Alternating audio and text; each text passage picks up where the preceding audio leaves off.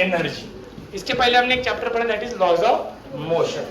अब सबसे important point यहाँ पे अपने फायदे का ये है कि वर्क, पावर और एनर्जी तीनों के तीनों स्केलर क्वांटिटीज है। तीनों के तीनों कौन सी क्वांटिटी है? मतलब वेक्टर के नाटक यहाँ नहीं आएंगे, आएंगे लेकिन उस लेवल पे नहीं आएंगे कि वहां हमें डायरेक्शन वायरेक्शन के बारे में ज्यादा सोचना पड़ता था। यहाँ पे ज्यादा सोचने की जरूरत नहीं है क्योंकि तीनों कौन सी क्वांटिटीज है? स्केलर क्वांटिटीज है। कौन सी क्वांटिटी है? स्केलर। ठीक है, तो टॉपिक का नाम है अपना work, power, energy. Laws of motion के मुकाबले आसान चैप्टर है, लेकिन लॉज ऑफ मोशन पढ़ा हुआ रहेगा तो ही इसके कुछ चीजें हमें जमेंगी, अदरवाइज थोड़ी डिफिकल्ट जाएगी, जमेगा नहीं, ये भी उतना ही सच है। ठीक, चलो तो अपने पास तीन चीजें हैं पढ़ने की। पहला है वर्क, दूसरा है पावर, तीसरी चीज है एनर्जी। ठीक है, तो इस चैप्टर का नाम है वर्क, पावर, एनर्जी। जिसे शॉर्ट में अपन WPE बोलते हैं। क्या बोलते हैं? WPE। ठीक है, that is work, power and energy. तो सबसे पहले डिस्कशन करेंगे अपन वर्क के बारे में। किसके बारे में? वर्क। और वर्क सबको पता है, सबने सुना भी है, सबने बहुत बार यूज भी किया है। प्रैक्टिकली वर्क का मतलब क्या होता है? काम। क्या होता है? काम। काम फिर कोई भी रहे, किसी चीज को उठा के कहीं रखना, किसी चीज को घुमाना, बराबर है। हर जगह क्या यूज होता है? वर्क यूज होता है। क्या यूज होता है? वर्क। लेकिन जब हम साइंटिफिकली वर्क के बारे में बात करेंगे, मतलब अपन एनालिटिक्स करेंगे, फॉर्मूले लगाएंगे, वैल्यू निकालेंगे, पुट करेंगे, उस फॉर्म में अगर बात करते हैं तो वर्क कब हुआ पता चलता है हमें? जब कोई चीज अपनी जगह से क्या होती है? डिस्प्लेस होती है। क्या होती है? मैंने बहुत फोर्स लगाया लेकिन चीज जगह से हिली नहीं, मेरी एनर्जी तो गई, बराबर है। अपनी एनर्जी क्या हुई? डिक्रीज, लेकिन वर्क हुआ क्या? नहीं। तो साइंटिफिक लैंग्वेज में हम वर्क कब हुआ बोलते हैं? जब कोई चीज अपनी जगह से क्या होती है? डिस्प्लेस होती है। क्या होती है? फिर वो पार्टिकल रहे, बॉडी रहे, ऑब्जेक्ट रहे, कोई भी रहे, उसका एक जगह से दूसरी जगह डिस्प्लेस होना क्या है? जरूरी, बराबर। तो हम ऐसा डिफाइन कर सकते हैं, work is said to be done when the body और पार्टिकल गेट्स डिस्प्लेस्ड। क्या होगा? वो डिस्प्लेस। अब डिस्प्लेस करने के लिए किसकी जरूरत पड़ेगी? फोर्स की। किसकी जरूरत पड़ेगी? फोर्स। बिना फोर्स के पार्टिकल अपनी जगह से दूसरी जगह डिस्प्लेस होगा क्या? नहीं। तो फोर्स लगाने के बाद कोई भी पार्टिकल जब अपनी जगह से क्या होता है? डिस्प्लेस होता है। क्या होता है? In any direction, in any. फिर एनी डायरेक्शन का ऐसे क्या बोल रहे हैं सर? कहीं पे भी जा सकता है। मैंने इधर से फोर्स लगाया, पार्टिकल इधर सरक गया, मैंने इधर फोर्स लगाया, पार्टिकल इधर गया। बस एक डायरेक्शन पॉसिबल नहीं है, जो है फोर्स को परपेंडिकुलर। कौन सी डायरेक्शन पॉसिबल नहीं है? फोर्स को परपेंडिकुलर। मतलब जिस डायरेक्शन में आपने क्या लगाया? फोर्स लगाया, उस डायरेक्शन को परपेंडिकुलर डायरेक्शन में पार्टिकल डिस्प्लेस नहीं हो सकता। बाकी एनी पॉसिबल डायरेक्शन में क्या हो सकता है? डिस्प्लेस हो सकता है। तो इस पे से हम डेफिनेशन ऐसे लिख सकते हैं कि work is said to be done, work is said to be done when a particle is displaced, particle is displaced in any possible direction, any possible direction after, इसके बाद लेकिन application of force, after application of force other than perpendicular to direction of force, other than perpendicular to direction of force applied। तो ये हमें ध्यान में रखना है कि पार्टिकल अपनी जगह से, मैंने जैसे अगर बोला कि एक पार्टिकल है, इस पे मैंने फोर्स लगाया, पार्टिकल इधर भी जा सकता है, इधर भी जा सकता है, इधर भी, एनी डायरेक्शन जा सकता है। बस कौन सी डायरेक्शन नहीं जा सकता? परपेंडिकुलर वाली। कौन सी डायरेक्शन में नहीं जा सकता? समझ में आ गया? यस और नो? तो इसको हम क्या बोलेंगे? वर्क बोलेंगे। क्या बोलेंगे? वर्क। मतलब किसी भी ऑब्जेक्ट या पार्टिकल पे हम क्या लगाएंगे? फोर्स। क्या लगाएंगे? फोर्स। उस फोर्स के कारण पार्टिकल अपनी जगह से क्या हो जाएगा? डिस्प्लेस हो जाएगा। क्या हो जाएगा? डिस्प्लेस। कौन सी डायरेक्शन में? कोई भी, हमें थोड़ी ना पता है, वो तो जब अप्लाई करेंगे तब पता चलेगा किधर जा रहा है, सही है या नहीं। ठीक, तो इसे ही मैथमेटिकली अगर हमें लिखना हो तो हम ऐसा बोलेंगे, सपोज एक पार्टिकल है, इस पर मैंने फोर्स लगाया F और इसका डिस्प्लेसमेंट हुआ इस डायरेक्शन में ds और इनके बीच एंगल है सपोज थीटा। क्या किया मैंने, पार्टिकल पे क्या लगाया, फोर्स। पार्टिकल ऐसा फोर्स लगाया था मैंने, पार्टिकल इधर डिस्प्लेस हो गया। हमने पहले बोला डिस्प्लेसमेंट किसी भी पॉसिबल डायरेक्शन में हो सकता है, जरूरी नहीं है कि हर बार फोर्स की डायरेक्शन में हो, सही है। तो अगर ये जो छोटा सा डिस्प्लेसमेंट है, इसके लिए जो वर्क लगा मैं उसे अगर लिखना चाहूँ मैथमेटिकली, तो स्मॉल वर्क डन, किसके लिए small work done, for small displacement ds बोल देंगे अपन, फॉर स्मॉल डिस्प्लेसमेंट ds। तो dw हम लिख सकते हैं f dot ds, f dot ds। Sir आपने तो बोला था वेक्टर आएगा, नहीं ये वेक्टर दिख रहा। अबे डॉट प्रोडक्ट से स्केलर क्वांटिटी मिलती है ना, वेक्टर मिलता है क्या, नहीं। वेक्टर कौन से प्रोडक्ट से मिलता है, वेक्टर प्रोडक्ट से। यहाँ कौन सा प्रोडक्ट लिखा मैंने, डॉट प्रोडक्ट, कौन सा प्रोडक्ट लिखा है, क्लियर हो गया। तो f डॉट ds यानी क्या होगा अपने लिए 1। तो मैं इसे ऐसे लिख सकता हूँ f ds cos थीटा, क्योंकि डॉट प्रोडक्ट को हम न्यूमेरिकल मतलब मैग्नीट्यूड के फॉर्म में तो ऐसे लिखते हैं। डॉट प्रोडक्ट में कौन आता है, cos, क्रॉस प्रोडक्ट में कौन आता है, साइन। लेकिन क्रॉस प्रोडक्ट में साथ में यूनिट वेक्टर लग जाता है, कौन लग जाता है, यहाँ यूनिट वेक्टर लगता, क्लियर हुआ। तो dw बराबर क्या है, f into ds into cos theta. अब इसी चीज को थोड़ा और एनालाइज करते हैं, इधर देखो, ध्यान देना सब लोगों ने। अब मैं ऐसा बोल सकता हूँ क्या कि अगर मेरा ये फोर्स था F, इधर क्या था बेटा, डिस्प्लेसमेंट था क्या, ds, और ये एंगल कितना, थीटा। अगर मैं इस फोर्स के दो कंपोनेंट बनाता तो हमें पता है जिसके साथ एंगल वो क्या होता, cos, जिसके साथ एंगल नहीं वो क्या होता, sin। तो F cos थीटा और इधर क्या बनता, सही है क्या, हाँ या नहीं।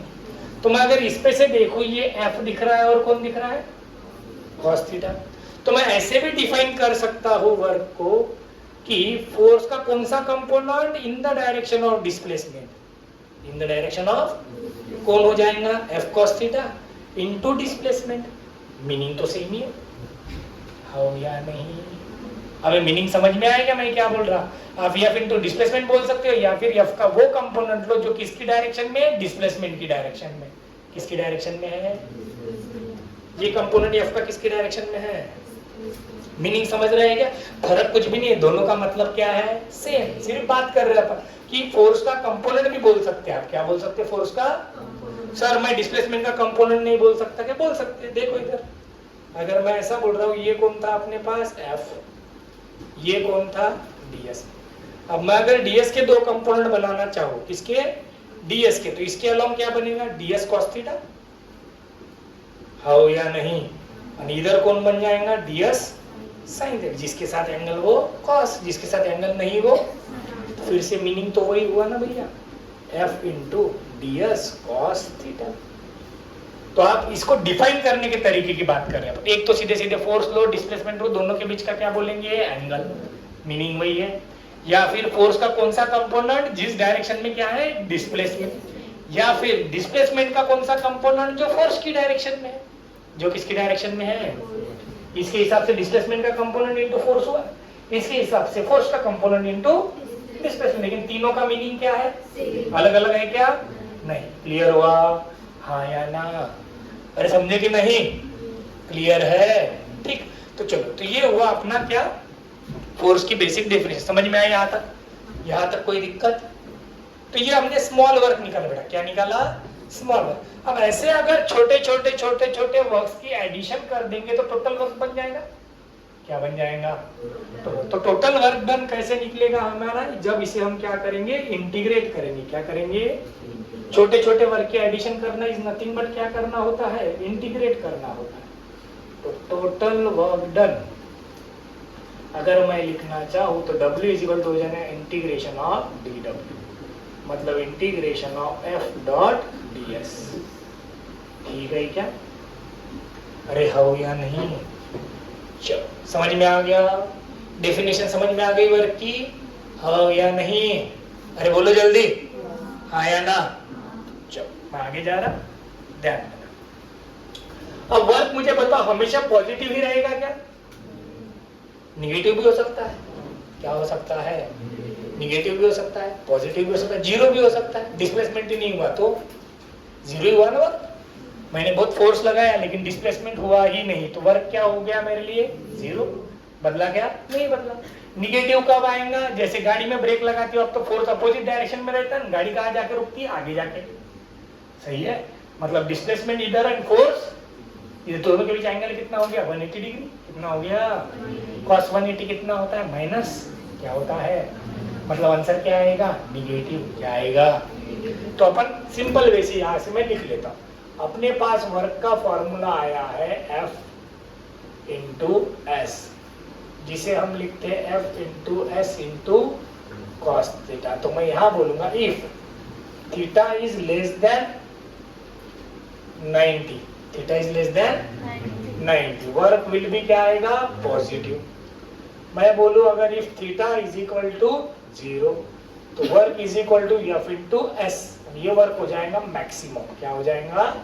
Maximum. If theta is greater than 90 तो वर्क क्या आएगा? निगेटिव। क्या आएगा? समझ में आ गया? थीटा की वैल्यू पुट करेंगे तो पता चली जाता है 0 से 90 तक कॉस की वैल्यू प्लस रहती है, 90 के आगे क्या हो जाती है? माइनस। तो वर्क क्या हो जाएगा? माइनस। एक तो निगेटिव रहेगा, नहीं तो पॉजिटिव रहेगा, नहीं तो क्या रहेगा? जीरो रहेगा। क्या रहेगा? क्लियर? वर्क का यूनिट क्या बनेगा? फोर्स का यूनिट सबको पता है क्या होता है? न्यूटन। मीटर डिस्प्लेसमेंट का यूनिट मीटर, तो न्यूटन मीटर। न्यूटन मीटर को ही हम क्या बोलते हैं? जूल। इसका सीजीएस में यूनिट अगर लेना हो तो न्यूटन का क्या बनता है? डाइन। मीटर का क्या बनता है? सेंटीमीटर। इसको हम क्या बोलते हैं? अर्ग। एंड हम पढ़ चुके हैं कि 1 जूल बराबर कितने अर्ग होता है? 7 अर्ग। अगर मैं इसका डायमेंशन लिखना चाहूँ, क्या लिखना चाहूँ? डायमेंशन, तो न्यूटन का डायमेंशन सबको पता है, m1 l1 t minus 2। Metre का डायमेंशन l1, तो जूल का डायमेंशन भी हमें याद है, m1 l2 t माइनस 2। सही है? यस और नो? तो ये हो गए वर्क की डेफिनेशंस। क्लियर है? हाँ या ना? अब वर्क में जो रोल प्ले कर रहा है वो कौन है? Main force. कौन है? फोर्स। तो अलग अलग फोर्स के कारण वर्क भी कैसा रह सकता है? अलग अलग। क्या रह सकता है? तो हमें अलग अलग फोर्सेस के लिए वर्क पढ़ना है। अब अलग अलग फोर्सेस के लिए क्या पढ़ना है? फॉर एग्जांपल मैं बोल रहा हूँ, पहली कंडीशन लेते अपन की इफ फोर्स इज कांस्टेंट। क्या बोल रहा हूं मैं? Work done bye constant force. Work done bye constant force. For example,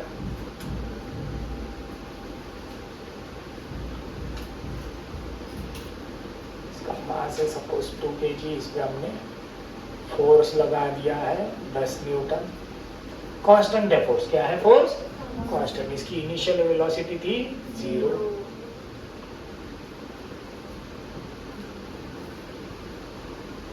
ये क्या हो गया? इसका डिस्प्लेसमेंट। क्या हो गया? क्लियर है? यस और नो? चलो, तो हमें पूछा गया at time t is equal to 0 से 3 सेकंड के बीच फाइंड वर्क डन। कितने समय के बीच? 0 से 3 सेकंड के बीच क्या फाइंड करो बोला हमें? वर्क फाइंड करो। क्या फाइंड करो? फोर्स कैसा है? कांस्टेंट। फोर्स कैसा है? फोर्स लगा के रखा अपन ने, तो 3 सेकंड में ब्लॉक यहाँ से यहाँ पहुंच गया, मतलब डिस्प्लेसमेंट तो हुई। क्या हुई? बस हमें डिस्प्लेसमेंट की वैल्यू डायरेक्ट दी है क्या? तो मुझे पता है फोर्स कांस्टेंट है। क्या पता है मुझे? तो मेरे पास बेसिक फॉर्मूला है फोर्स का, mass into acceleration. Mass into, तो मैं यहाँ से एक्सेलरेशन निकाल सकता हूँ, force divide by mass. Force कितना है बेटा? 10। मास कितना है? 2। तो एक्सेलरेशन कितना हो गया? 5। चलो, पहले अब ब्लॉक रेस्ट में था, फिर उसे एक्सेलरेशन मिला, तो यहाँ जाके कुछ तो भी पहुंचा हो। तो अगर मुझे डिस्प्लेसमेंट निकालना है तो मैंने पढ़ चुका हूँ S is equal to ut plus, पढ़ा है क्या ये बचपन में कभी कभी? S is equal to ut plus, तो u क्या है बेटा? 0। तो S बराबर क्या बना? Half at square. सही है? यस और नो? अब हाफ, a की वैल्यू कितनी है? 5, t की वैल्यू कितनी है? 3, तो कितना आएगा? 9 5 जा 45/2 मीटर। सही है क्या? यस और नो? अब मैं वर्क निकाल सकता, वर्क बराबर क्या है, F into S into cos theta. F की वैल्यू कितनी है 10, S की वैल्यू कितनी है 45/2, कॉस थीटा कितना है 0, क्योंकि S भी इसी डायरेक्शन में, F भी इसी डायरेक्शन में, तो एंगल कितना हुआ 0, कितना हुआ 0। समझ में आया? अबे एंगल कितना है 0, तो cos 0 कितना होता है, तो cos 0 1 2 1 जा 2 5 45 इंटू 5 कितना आएगा 225। जो समझे क्या, यस और नो? तो ये क्या बात हुई, work done bye constant force, मतलब कौन कांस्टेंट है, फोर्स। कौन कांस्टेंट है, फोर्स। क्लियर है क्या, हाँ या ना? अबे यस और नो? किसी चीज को और एग्जांपल से समझना है। इफ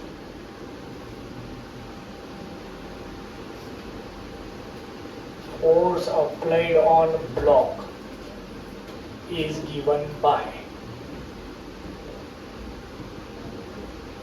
F बराबर 2I plus 3J minus 4K to displace it from point A 5 to 1 to B 3 to 1। ठीक है, इसे कहा डिस्प्लेस किया, बी पे। फोर्स कितना है 2I plus 3J minus 4K। सही है क्या, यस और नो? तो अब ये पहले कहा था ब्लॉक ए पे, बाद में कहा गया, तो हम ए से बी का डिस्प्लेसमेंट नहीं निकाल सकते क्या? डिस्प्लेसमेंट क्या होता है, फाइनल माइनस। निकाल सकते कि नहीं निकाल सकते? तो मैं सिंपली क्या बोल दूंगा, displacement del S is equal to S B minus S A. 3 minus 5 कितना हो जाएगा -2I, 2 माइनस 2 कितना हो जाएगा 0J, 1 माइनस 1 कितना हो जाएगा 0K, मतलब डिस्प्लेसमेंट कितना बचा 1। सही है क्या, हो या नहीं? अब वर्क का डेफिनेशन क्या है अपने पास, फोर्स डॉट डिस्प्लेसमेंट। फोर्स का वेक्टर कितना है 2I plus 3J minus 4K dot S का वेक्टर कितना है -2I। कभी तो भी डॉट प्रोडक्ट पढ़ा है अपन, I के साथ I, J के साथ K के साथ। अब I के साथ I 2 इंटू -2 कितना हुआ -4, J के साथ J तो 0 ही है, K के साथ K भी, तो वर्क कितना आया -4, जो देखो निगेटिव आ गया। क्या आ गया, तो वर्क पॉजिटिव भी आ सकता, निगेटिव भी आ सकता, 0 भी हो सकता। क्या हो सकता है 0। तो ये बात किसकी हुई, work done bye constant force की बात हुई। किसकी बात हुई, work done bye constant force. कौन सा फोर्स, कांस्टेंट। जब हम फोर्स क्या ले रहे हैं, कांस्टेंट ले रहे हैं, फोर्स क्या ले रहे हैं, कांस्टेंट। अब हो सकता है कि फोर्स वेरिंग हो, फोर्स क्या हो सकता है, वेरिंग। वेरिंग मतलब क्या, जैसे जैसे डिस्प्लेसमेंट होते जाएंगे आप फोर्स बढ़ा रहे हो, या फिर जैसे जैसे डिस्प्लेसमेंट हो रहा है आप फोर्स को घटा रहे हो। दोनों चीजें पॉसिबल है ना। हम फोर्स को क्या करते जाएंगे, एक तो बढ़ाएंगे या फिर घटाएंगे। हो सकता है कि नहीं, यस और नो? अबे हाँ या ना? चलो, तो मैं अगर लिखूं अभी कि work done by variable force, बराबर ध्यान देना, वर्क डन बाय कौन सा फोर्स, वेरिएबल फोर्स। एग्जाम्पल पे से समझते हैं। F इज इक्वल टू हमें दिया है 3x plus 2 Newton. Find work done in displacing object from x is equal to 0 to x is equal to 4। कहाँ से कहा था x is equal to 0 to, तो पहले ऑब्जेक्ट कहाँ पे x is equal to 0 पे है, इस फोर्स लगाने से वो कहाँ गया, तो ये 0 से 4 जाने में कितना काम हुआ हमें पूछा गया। समझ में आया? अब अपने पास वर्क की डेफिनेशन क्या है, W is equal to integral of dw बोलेंगे, तो इंटीग्रल ऑफ क्या आएगा f इंटू ds। तो ds को मैं x लिख देता, डिस्प्लेसमेंट x के फॉर्म में दिया है, तो चलेगा। हो या नहीं? अब फोर्स की वैल्यू कितनी है अपने पास? 3x plus 2 into dx। कहां से कहां तक डिस्प्लेसमेंट हुआ? 0 से लेके तो 4। तो वर्क बराबर, बताइए इसका इंटीग्रेशन 3 वैसे के x का इंटीग्रेशन क्या होता है? x स्क्वायर बाय 2 का इंटीग्रेशन क्या हो जाएगा? 2x। कहां से कहां तक? 0 से 4। तो 4 पुट कर देंगे। 3/2 इंटू 4 का स्क्वायर एंड 2 इंटू, तो 3 इंटू 4 का स्क्वायर कितना? 16। 2 इंटू 4 कितना? 8। 8 3 जा 24 प्लस 8 कितना आया? 32 जूल। समझे क्या? तो work done bye wearing force मतलब कब रहेगा? जब फोर्स का इक्वेशन डिस्प्लेसमेंट के फॉर्म में रहेगा। किसके फॉर्म में रहेगा? डिस्प्लेसमेंट के फॉर्म में। तो हम क्या बोलेंगे? Work is a function of displacement, बराबर, क्योंकि फोर्स काय पे डिपेंड कर रहा है? डिस्प्लेसमेंट पे डिपेंड कर रहा है। किस पे डिस्प्लेसमेंट डिपेंड कर रहा है? डिस्प्लेसमेंट। तो जब भी फोर्स का इक्वेशन किसके फॉर्म में दिया होगा? डिस्प्लेसमेंट के फॉर्म में दिया होगा। किसके फॉर्म में दिया होगा? डिस्प्लेसमेंट के फॉर्म में दिया होगा। तो वर्क कैसे निकालेंगे आप? इंटीग्रेट करके। कैसे निकालेंगे? इंटीग्रेट करके। क्लियर हुआ कि यहाँ तक? हो या नहीं? तो जब अगर हम प्लॉट करना चाहे फोर्स अगेंस्ट डिस्प्लेसमेंट, अगर फोर्स कांस्टेंट है तो ऐसी स्ट्रेट लाइन आएगी, बराबर है कि नहीं? फोर्स अगर कांस्टेंट तो कैसी लाइन आएंगी? स्ट्रेट लाइन आएंगी, क्योंकि फोर्स की वैल्यू बदलेंगी नहीं। तो इसके नीचे का एरिया मतलब क्या हो जाएगा अपने लिए? Work done. ये एरिया मतलब कौन है? Work done. अगर फोर्स वेयरिंग है, अगर फोर्स क्या है? वेयरिंग है, तो ग्राफ कैसे भी रह सकता, फिर भी इसके नीचे का एरिया यानी अपने लिए कौन होगा? तो फोर्स और डिस्प्लेसमेंट का अगर हमें ग्राफ दिया रहा, क्या दिया रहा? ग्राफ। तो work done is equal to simply हमें बोलना एरिया ऑफ एफ कर्व। ये याद रहेगा। वर्क डन बराबर क्या रहेगा? Area of force displacement curve. समझ में आएगा? जैसे वेलोसिटी टाइम का एरिया यानी क्या होता था? एक्सेलरेशन होता था। क्या होता था? बराबर है या नहीं? वेलोसिटी टाइम से क्या मिलता था? एक्सेलरेशन। डिस्प्लेसमेंट टाइम से हम क्या निकालते थे? वेलोसिटी। क्या निकालते थे? ऐसे खेलते थे ना अपन, कुछ तो भी था कि नहीं था काइनेमेटिक्स में। तो उसी प्रकार फोर्स और डिस्प्लेसमेंट कर्व का एरिया मतलब अपने लिए कौन हो जाएगा? वर्क हो जाएगा। कौन हो जाएगा? वर्क। वर्क यानी क्या होगा? ये एरिया जो भी रहेगा, ये पूरा एरिया यानी अपने लिए कौन रहेगा? वर्क। तो रेक्टेंगल रहा तो रेक्टेंगल का एरिया लगाएंगे, ट्रायंगल रहा तो ट्रायंगल का, जो भी शेप रहेगा उसका एरिया हम लगा सकते। क्लियर? हाँ या ना? अब अगर मैंने एक ऑब्जेक्ट पे फोर्स लगाया, उस ऑब्जेक्ट को घुमा फिरा के उसी इनिशियल पोजीशन पे लाया, तो वर्क कितना होगा? 0। टेक्निकली अपन ने वर्क किया अगर सोचे तो, क्योंकि घुमा फिराने में क्या टाइम भी लगा, एनर्जी भी लगी, लेकिन वो उसी जगह पे आया, तो साइंटिफिकली हम क्या बोलेंगे? वर्क हुआ नहीं। मतलब हम ऐसा बोल सकते हैं कि work done in a cyclic process is 0। Work done in a cycle क्या हो जाएगा? 0 हो जाएगा इन केसेस में, डिस्प्लेसमेंट वाले केसेस में। लेकिन जब आप थर्मोडायनामिक्स में जाओगे, क्या में जाएंगे अपन? तो work done in cyclic process भी रहेगा। ठीक है, कि कंजर्वेटिव फोर्सेस और नॉन कंजर्वेटिव फोर्सेस की बात आएगी। फिलहाल इतना कि उसी जगह पे वापस लाया किसी चीज को, तो वर्क क्या रहेगा? 0 रहेगा। क्या रहेगा? 0। इतना बात समझ में आया क्या? हाँ या नहीं? चलो लिख लेते हैं, पहले लिख लीजिए। चल देखो, तो वर्क डन हम एरिया पे से भी निकाल सकते हैं। मतलब फोर्स और डिस्प्लेसमेंट का अगर हमें एरिया दिया रहा, फॉर एग्जांपल ले लेते हैं, अगर मैंने आपको दिया फोर्स अगेंस्ट डिस्प्लेसमेंट कुछ इस प्रकार, ठीक है, मैंने कहा पहले ऐसा गया, फिर ऐसा गया, फिर ये वापस आया, 2 4 6 2 मीटर 4 मीटर 6 मीटर, ये फोर्स हुआ था पहले 20 न्यूटन। निकाल सकते क्या वर्क? अरे निकाल सकते कि नहीं? तो वर्क डन क्या हो जाएगा बताइए? 3 एरिया है तो तीनों का एडिशन करना पड़ेगा। इसको 1 बोल देंगे, इसको 2, इसको 3। Area 1 plus 2 plus 3। बताइए पहले का area half of base into height.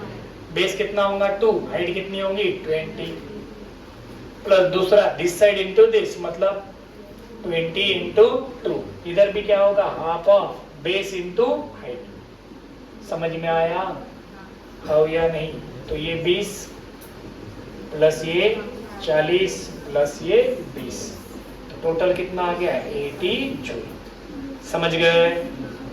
अगर कभी लाइन के नीचे रहा तो उस एरिया को आप क्या करोगे माइनस, क्या कर देंगे माइनस, निगेटिव वर्क समझेंगे उसे, क्या समझेंगे निगेटिव वर्क। कुछ ज्यादा मुश्किल का नहीं है, बस क्या निकालना है एरिया। पर ये मत भूल लो एरिया किसका है, फोर्स अगेंस्ट डिस्प्लेसमेंट। क्या है फोर्स अगेंस्ट, नहीं तो फोर्स अगेंस्ट टाइम दिया रहेगा ना, अपन उसी पे से वर्क निकाल लेंगे फोर्स और टाइम के एरिया पे से, तो वो गलत हो जाएगा, वो सही नहीं होगा। समझ गए हाँ या ना? चलिए तो ये हो गया एक पार्ट की वर्क डन हमें निकालते आता है। तो हमने वर्क डन कितने वे से निकालना सीखा। अगर हमें फोर्स दिया है, कांस्टेंट फोर्स दिया है, कैसा फोर्स दिया है तो उसका वर्क हम निकाल सकते हैं। थोड़ा बहुत काइनेमेटिक्स यूज करते आना चाहिए। किस लिए? To find displacement. क्या फाइंड करने के लिए?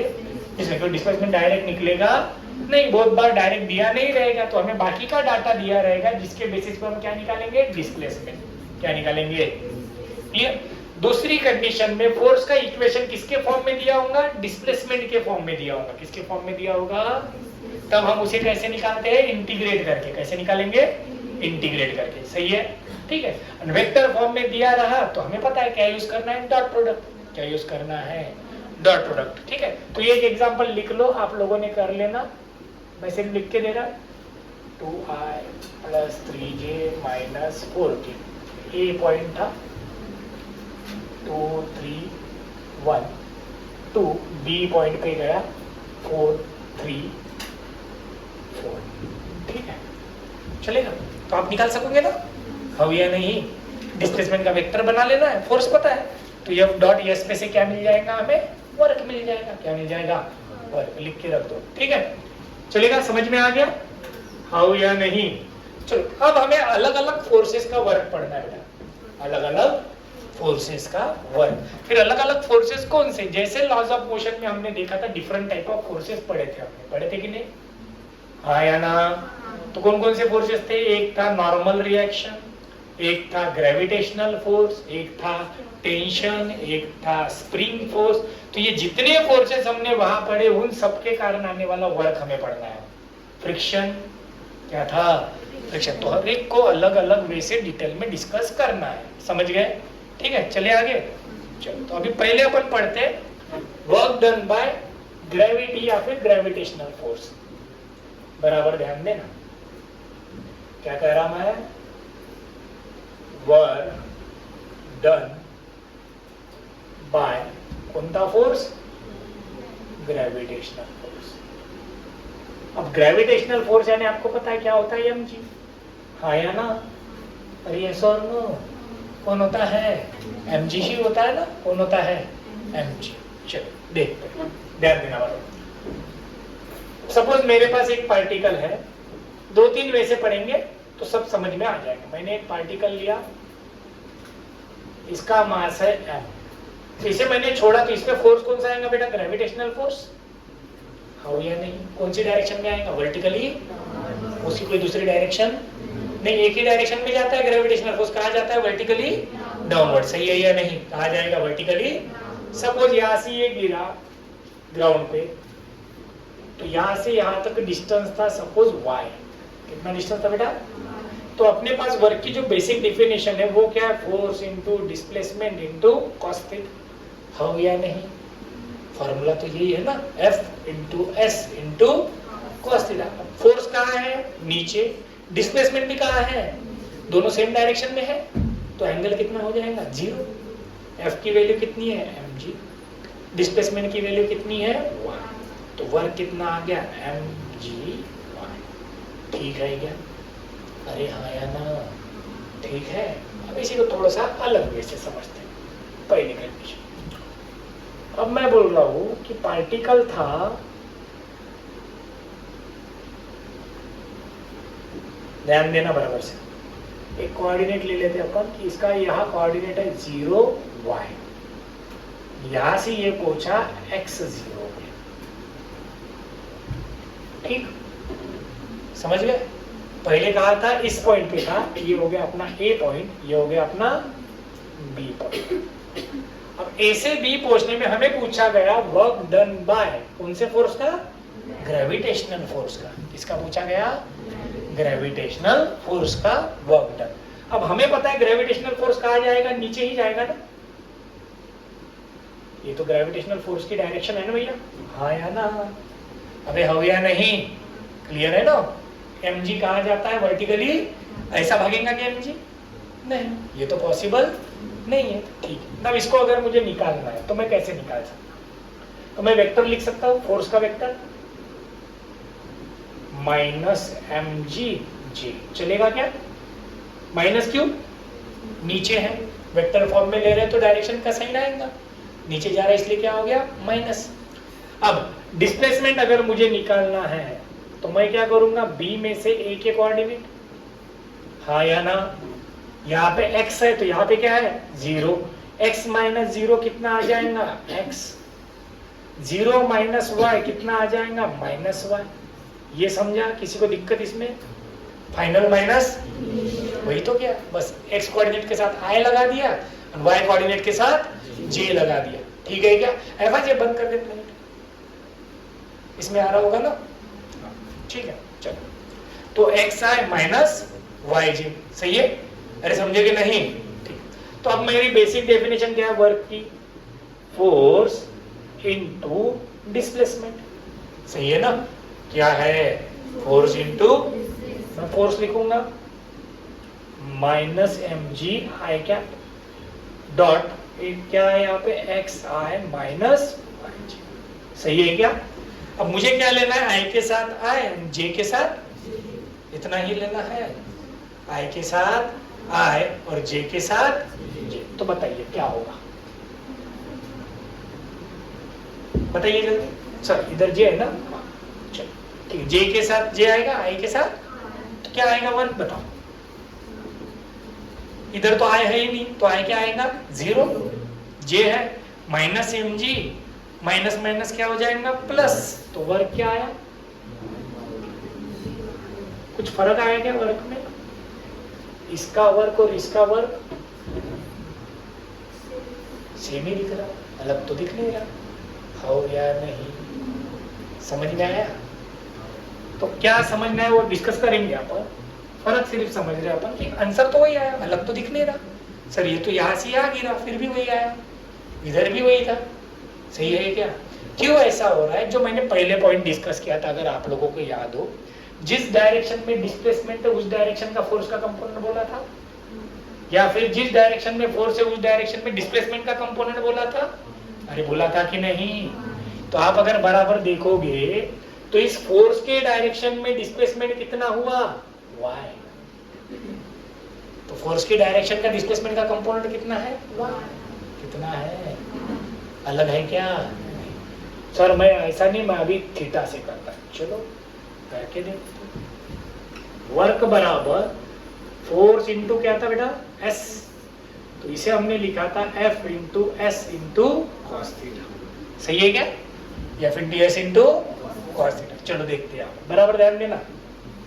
अब ये वाला डिस्टेंस टोटल कितना है बेटा? x, हाँ या ना? ये डिस्टेंस टोटल कितना है? y। तो बाय पाइथागोरस थ्योरम ये जो डिस्प्लेसमेंट है ये कितना होना चाहिए? x स्क्वायर प्लस, सही है? इसमें कोई डाउट है? इधर x है, इधर y, तो अंडर रूट क्या आया? x square plus. अब मैं नॉर्मल इससे कर रहा हूं, ये वेक्टर से निकाला हमने, अब डायरेक्ट मैग्नीट्यूड से निकालेंगे। कैसे निकालेंगे?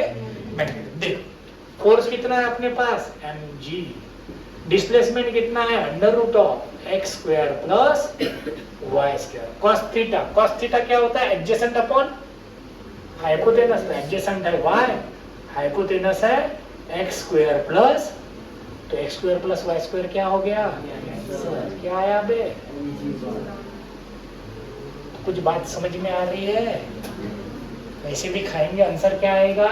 सेम। तो हमें ये समझ लेना है कि हमें क्या चाहिए, जिस डायरेक्शन में फोर्स है एक तो उस डायरेक्शन का डिस्प्लेसमेंट ले लो डायरेक्ट, या फिर डिस्प्लेसमेंट के डायरेक्शन में किसका कंपोनेंट ले लो? फोर्स का कंपोनेंट ले लो। किसका कंपोनेंट ले लो? समझे कि नहीं? तो अपने आप अपना आंसर आ जाए। सर कैसे बोल रहे आप?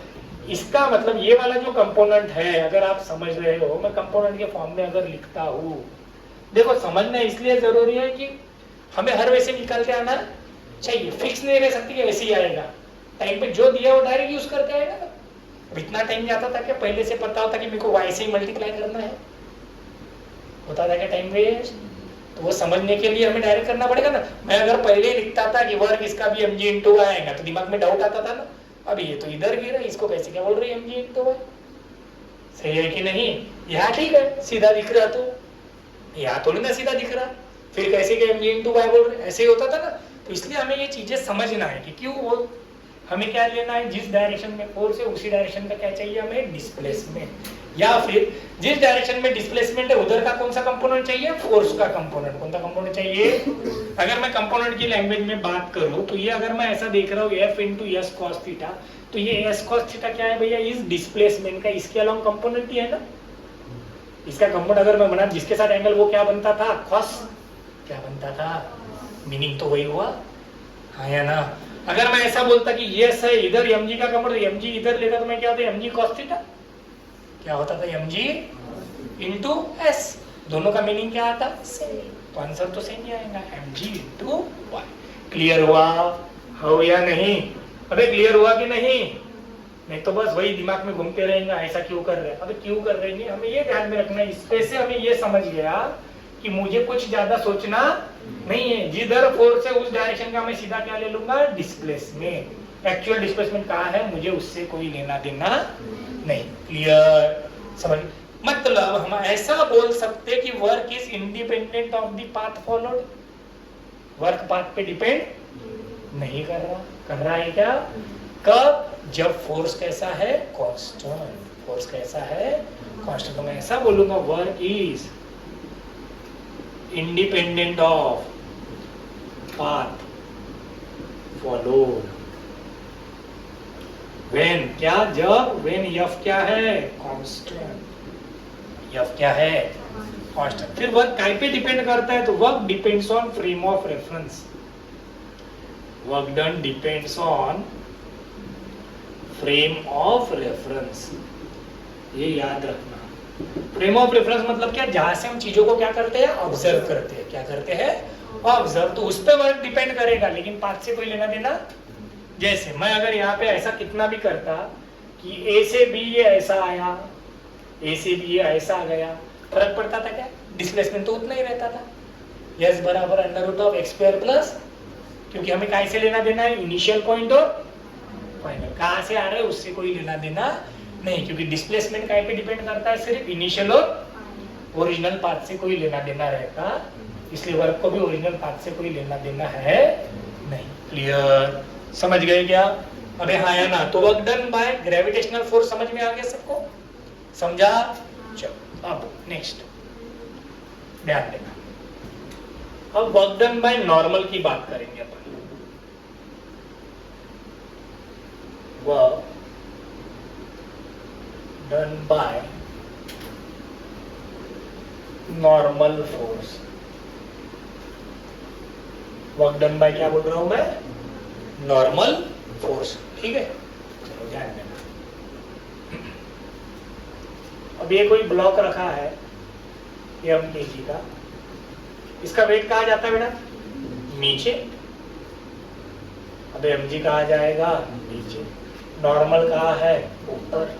नॉर्मल कहाँ है, ऊपर। हो या नहीं, यस और नो। चलिए बताइए इसमें क्या आएगा वर्क। नॉर्मल फोर्स इधर है, सपोज ये ब्लॉक यहाँ से यहाँ डिस्प्लेस हुआ, डिस्प्लेसमेंट हो गया सपोज ds। अब नॉर्मल फोर्स और डिस्प्लेसमेंट के बीच एंगल कितना हो गया, 90 डिग्री। कितना हो गया, नॉर्मल ऊपर है, डिस्प्लेसमेंट इधर है, तो नॉर्मल और डिस्प्लेसमेंट के बीच एंगल कितना, 90। तो 90 रहा तो वर्क क्या होता है, 0। अभी तो पढ़ा थोड़ी देर पहले। तो मैं अगर यहाँ लिखना चाहूँ इस केस में, वर्क डन बाय कौन सा फोर्स, नॉर्मल, Wn बराबर क्या होगा, n dot ds cos theta. तो n डॉट ds cos कितना है, 90, और cos 90 क्या होता है, 0, इसलिए वर्क क्या आया, 0। अगर मैं इसी क्वेश्चन में वर्क डन बाय ग्रेविटी भी पूछूं, जिसे मैं लिख लूंगा डब्ल्यू जी। तो वर्क डन बाय ग्रेविटी भी अगर मैं पूछूं तो एम जी नीचे है, डीएस इधर है, इनके बीच भी एंगल कितना है, M G into D S into cos theta. तो M G D S cos यहाँ पे भी कितना है 90, तो ये भी कितना आएगा 0। सही है क्या? दोनों का वर्ग कितना आया 0। समझ गए? कोई डाउट है? हाँ या ना? देखिए अब मुझे आप लोग करके बताओ।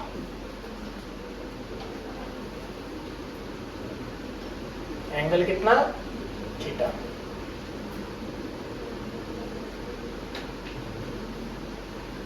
ये डिस्प्लेसमेंट हमें दिया है एस, कितना दिया है एस।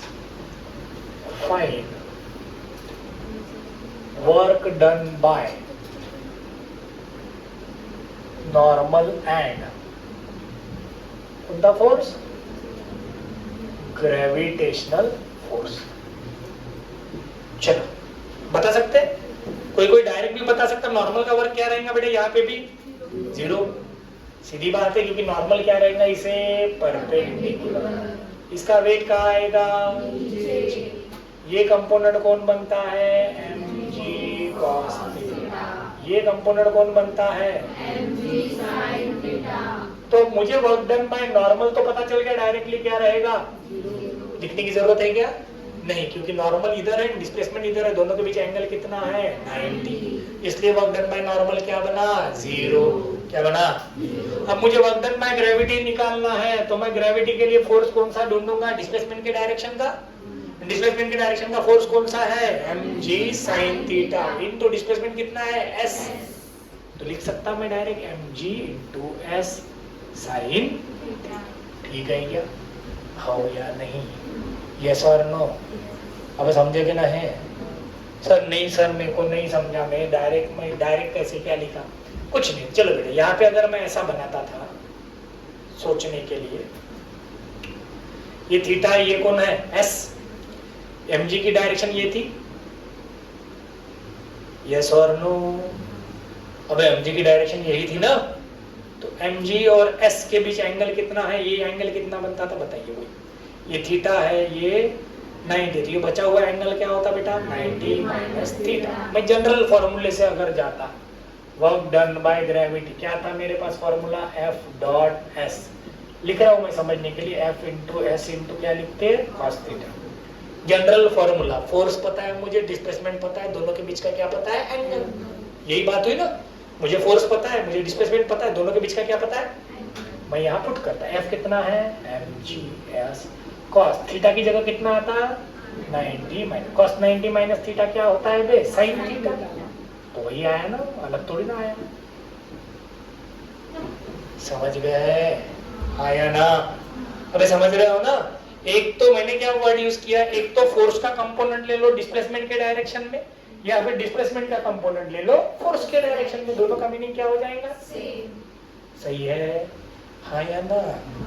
क्लियर हुआ? ठीक है क्या? अबे ठीक है, चलो समझ गए सब लोग? तो ये किसका फोर्स देखा अपन ने? Work done by normal and work done by gravitational force. Clear हुआ? ठीक है, अबे ठीक है क्या? चलो अब फिर से वही वर्क डन बाय, इसमें अभी बहुत सारी चीजें ले लेते हैं अपन, जो अपन ने पढ़ा है वो सब लगा देंगे यहाँ पे।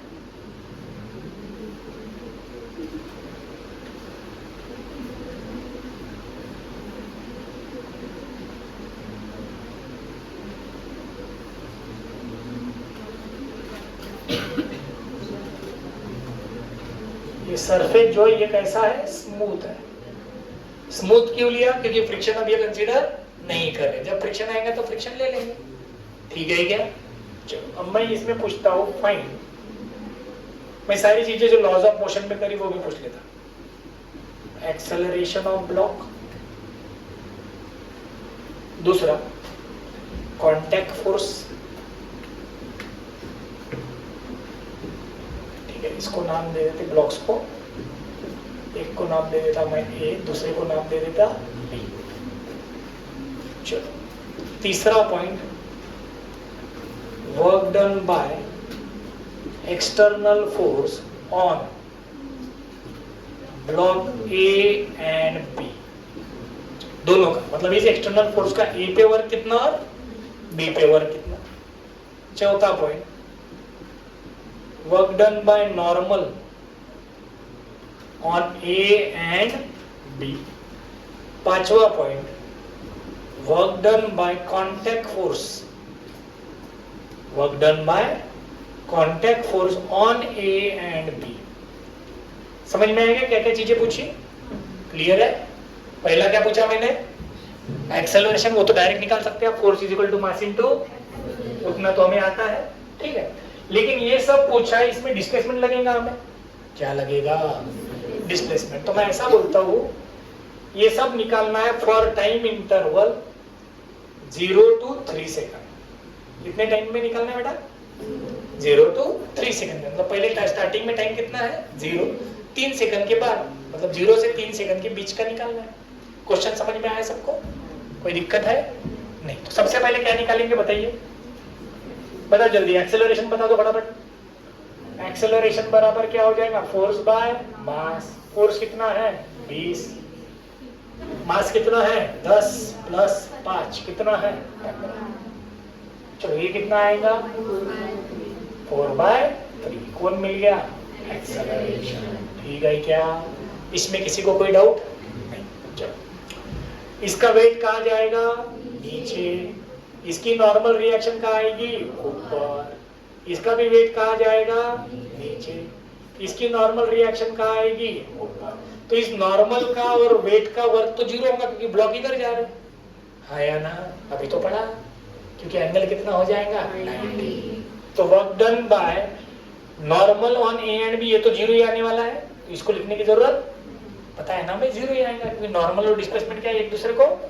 सर डिस्प्लेसमेंट तो निकालना ही नहीं, निकाल लो। S इज इक्वल टू क्या होता है? UT plus half AT square. तो पहले ब्लॉक काय में कंसीडर करेंगे अपन? रेस्ट। तो हाफ AT स्क्वायर। A की वैल्यू कितनी है? 4/3। 3 की वैल्यू 3, 3 कैंसिल, तो 3 2 कितना आया? 6। ठीक है, डिस्प्लेसमेंट पता चल गया हो या नहीं? अब एक एक फोर्स निकाल सकते क्या? चलो, अब मुझे क्या निकालना है? पहले एक्सेलरेशन ऑफ ब्लॉक मिल गया, आया ना? उसकी मदद से मैंने क्या निकाल के रख दिया? डिस्प्लेसमेंट। क्या निकाल के रख दिया? अब मुझे क्या निकालना है? Contact force. क्या निकालना है? तो कांटेक्ट फोर्स हमें पता है, यहाँ आता है बीच में। कहाँ रहता है कांटेक्ट फोर्स? यहाँ। हो या नहीं?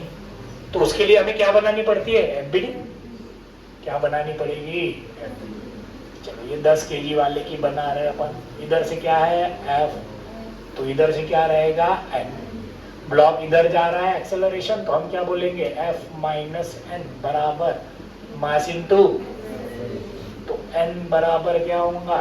F minus M। F कितना था? 20 माइनस 10 इंटू 4/3, मतलब 20 माइनस 40/3।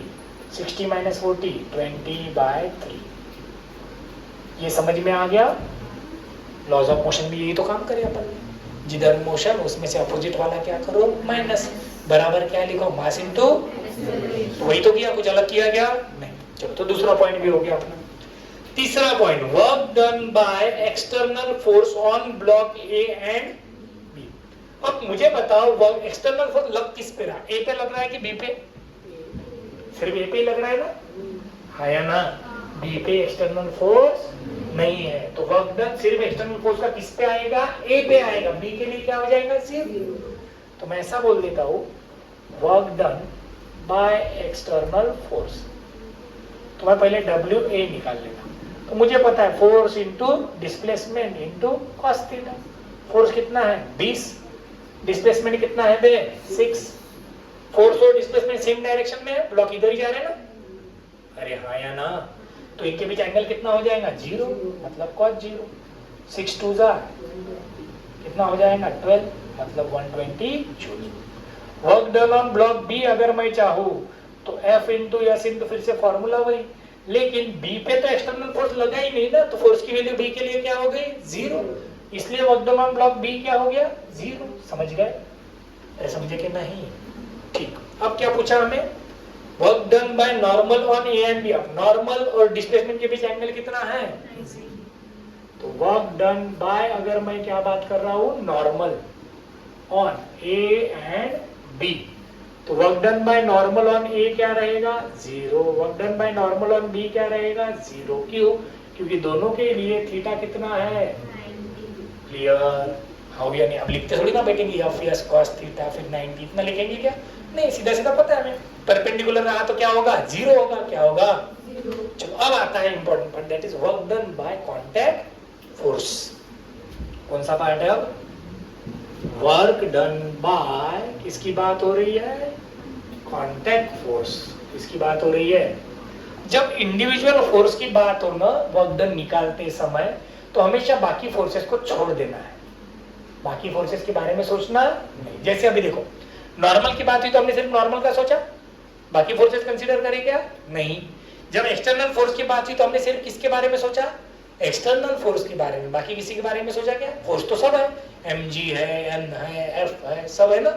लेकिन जिसकी बात होगी, जिसका वर्क पूछेंगे उसी के बारे में सोचना है, बाकी फोर्स के बारे में तब सोचना नहीं। क्लियर हुआ पॉइंट? क्या कहा मैंने? समझ में आया ना?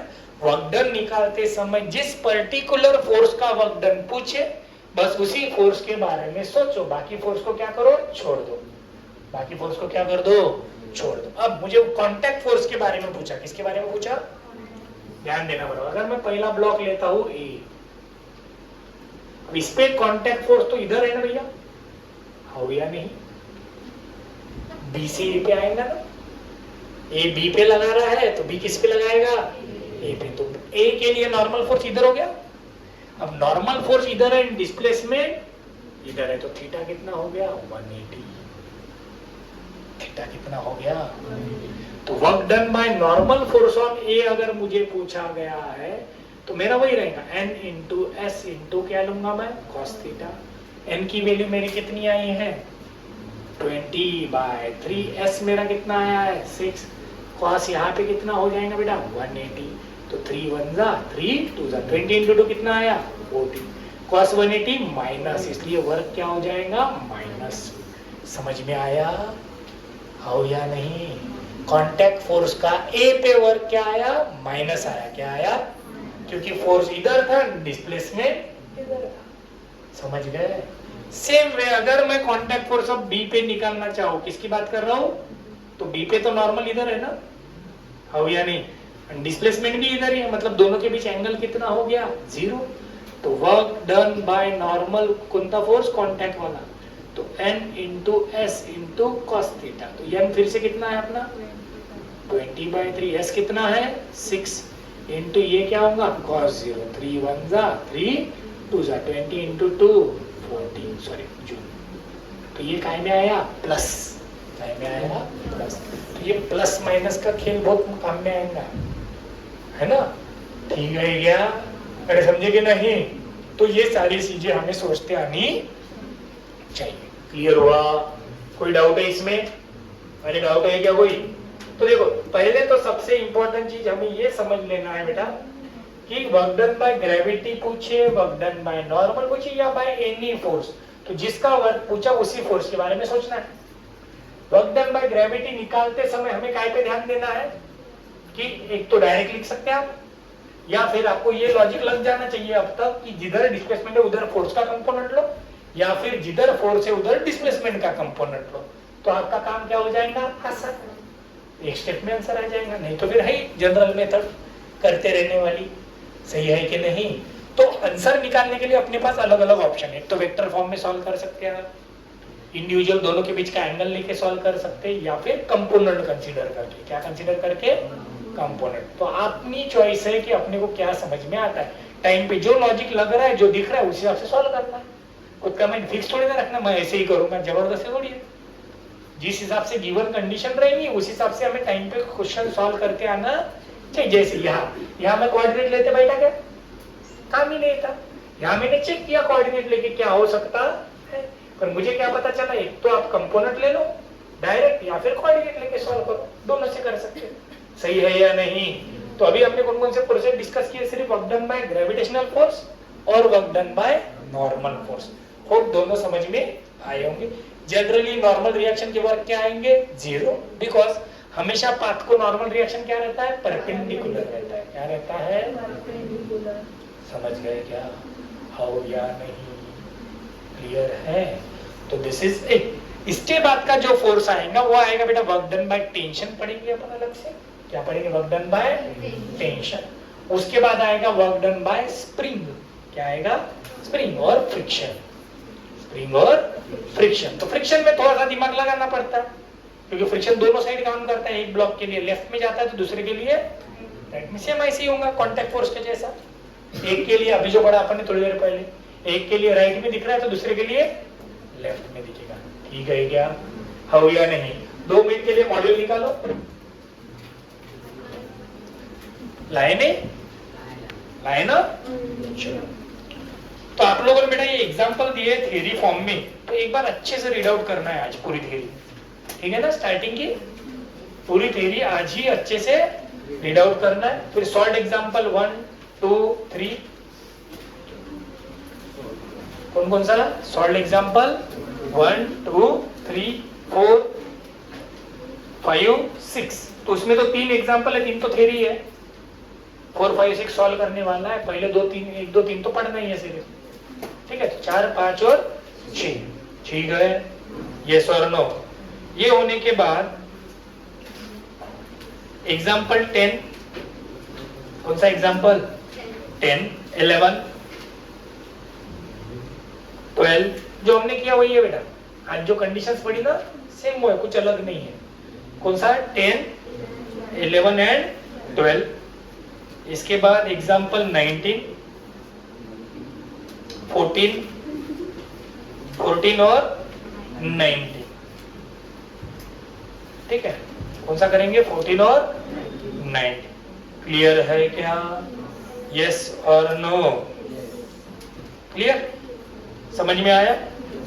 डीपीपी 1 में के ट्राई करना आपको जो लगे कि मेरे को जम सकते 13 क्वेश्चन में से। ठीक है ना? कौन से ट्राई करेंगे? डीपीपी 1 में। क्लियर? तो अब आज जो वर्क डन का इंट्रोडक्शन और हमने पढ़ा टाइप ऑफ वर्क, तो समझ में आया होगा। समझा कि नहीं? अरे समझ में आया? आया ना? क्लियर है? तो पढ़ते समय थोड़ा अच्छे से और मन लगा के पढ़ो। पढ़ने के लिए मत पढ़ो सिर्फ। ये चैप्टर इंपॉर्टेंट है और आसान है। इंपॉर्टेंट भी और क्या है? आसान। इसके मार्क्स जाने नहीं चाहिए। मिनिमम 1 क्वेश्चन तो नीट में दिखेगा ही। कितने क्वेश्चन दिखेंगे? मिनिमम 1। और तो यहां से लिखना है ना अपने को इसके बाद। ठीक है? तो ये लिखना शुरू रखो। ठीक? तो अगले इसमें अपन क्या पढ़ेंगे? Work done by tension, then work done by friction और स्प्रिंग। तो फिर वर्क डन का पार्ट हो जाएगा। वर्क डन के बाद फिर एनर्जी और पावर। समझ गए क्या? ठीक है? चलो, थैंक यू। लिख लो फटाफट।